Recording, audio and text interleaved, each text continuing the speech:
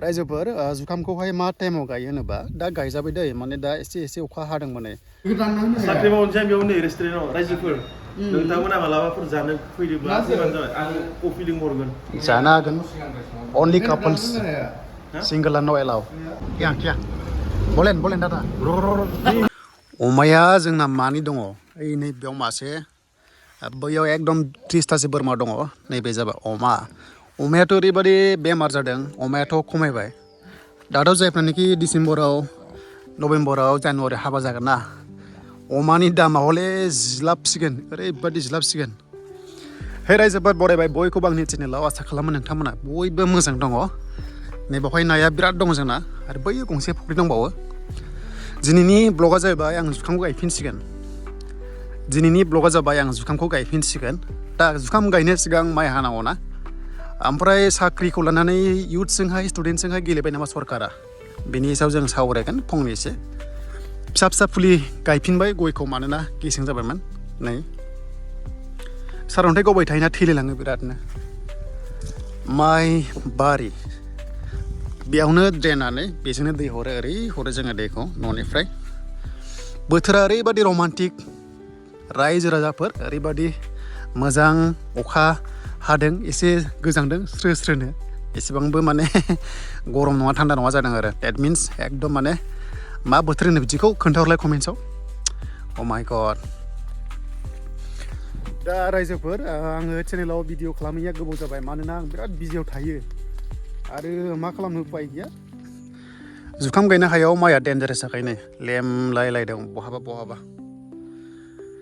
बिथिंबो गयखौ गायफिननांगौ एसे नै बिथिं लांदां जाबाय बोरमालै आंना बोरमाया 30-40ता दङना ओरैबादि गाखो जानानै बुथारजोब्बाय नै बिथिंबो जाजोबखाबाय नै साख्रि बाख्रि नांलाया जुदि नोंथांना 5 बिगा गय बागान थायोब्ला ओरै जुदि बेबादि गय बागान थायोबा आरामसे जानो हायो आरो उनाव बोरायबाथाय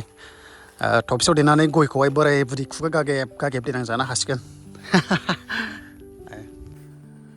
सरकारा जायनो फैयो साख्रि होला नामा ओमफ्राय जों दायो फैबाय साख्रि BTC साख्रि मा जाखो ओरैबादि कमेन्ट्स फैयो BTC साख्रि आरो माने गावजों गावनो होखारलायनाय जाय सरकाराथाय बे पावार बे कन्डिसन जाना दं दा जोंनि आसामावहाय जिखुनु जाया स्टेटआवनो जानांगौ ओमफ्राय BTC आवबो ओरैबादि कन्डिसन दायो माने गावजों गावनो एकदम जावख्रुबलायनाय नाथाय लसआ सोरनि इयुथ्सनि थाखाय लस थांनाय बारावबो सरकारा सिगांनिखि 3rd ग्रेड 4th ग्रेडखौ होनांगौमोन बेखौ होजोबलांनो हायासै ओमफ्राय आरो दानि सरकाराबो दाबो खामानिखौ मावाखै थ' बेबायदिबा जोंनि इयुथ्सनि बैसोआथ' नेबाय थाया आरो गोबांथार बेक जायो बहुतथा बेक जायोना बेखायनो आं सानदों आं रिकुवेस्ट खालामदों नैबे भिडिअनि गेजेरजों जानो हागौ प्रसेसआव दङगोन अब्लाबो माने जिनिखि सरकाराव थानाय नोंथांमोना जाहाथे इयुथ्सखौ एसे नायहरो मानोना बिराद नेनो बाबाय बयबो कमेन्ट्स खालामबाय जे ग्रेड 4 रिजाल्ट फाइनाल रिजाल्टआथ' होबानो जाथारबाय खालि बायबा टेस्टल' बेयाव जादोंमोन ना ओमफ्राय HS लेभेलनि रिजाल्टआ फैयाखै HS लेभेलनि रिजाल्टखौ होनानै बायबा टेस्ट खालामनांगौ स्किल टेस्ट खालामनांगौ टेक्निकेलाव आरो डिग्रिनाथ' रिजाल्ट ओंखारखाबाय रिटेनआ दा बिनि बायबा टेस्टखौ लानांगौ नैबे नभेम्बराव लानानै डिसेम्बरहालागै होयोब्ला बिराद गोजोननाय मोनगौ आरो जानुवारि जानाय लोगो लोगो ओरै आसाम एसेम्बलि इलेक्सननि थाखाय बिराद बारहावा नांगोन ना दा बेखायनो आं आसा खालामो दानि सरकाराव थानाय जिनिखि मानगोनां लिडारफोर थ' नोंथांमोना जाहाथे रिजाल्टखौ थाबैनो होयो मानोना गोबां जोंनि इयुथ्सफोराहाय माने IPO दानायनिफ्राय लानानै खस्थ' मोन्दों एग्जाम हैनाय खस्थ' मोन्दों बायबा टेस्ट हैनाय खस्थ' मोन्दों थ' बेखायनो रिजाल्टखौ फाइनाल रिजाल्टखौ जाहाथे थाबैनो होयो आरो नाथाय आसाम स्टेटनिया डिसेम्बरावसो 1st सप्तायाव 35,000 इयुथ्सनो एपइन्टमेन्टखौ होसिगोन खानापारा फिल्डआव बावहाय लोगो मोनगोन नोंथांमोना आंबो थांगोन ओमफ्राय गोदान साख्रि फैगोन ADRE 3.0 आसाम पुलिस APDCL ओरैहाय APSC फैबावगोन ओमफ्राय ओरैहाय मा दङ आसाम फरेस्ट दङ बेनिफ्राय मेडिकेलावबो दङ ओंखायनो गोसोआ नार्भास नाङा मोनसेनाव मोनसेथ' लाखानांगोन बेबो नंगौ आरो माने गासैबो जब मोना अब्लाबो ट्राइ खालामनाया मोजां आंनि मथेब्ला ओरैबादि बोरमा जाफैखायब्रा होस नुवाखै नै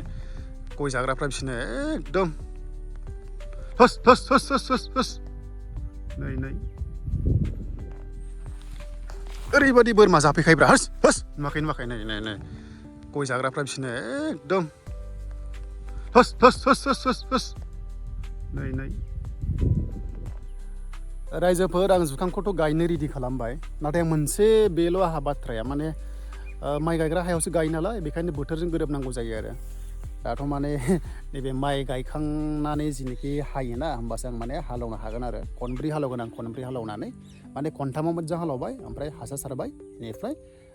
खनसे लास्ट हालेवबाय ओमफ्राय माने गायबाय आरो दा आंथ' गायसिगोन आङो 2 लाख बाजेट खालामना लादों फैसाखौ नाथाय बिनि बाराबो थांनांगौ दां एसे बुरजायैनो गायगोनथ' 20 बिगासोनि बारा गायनो टारगेट लादों ओरैनोथ'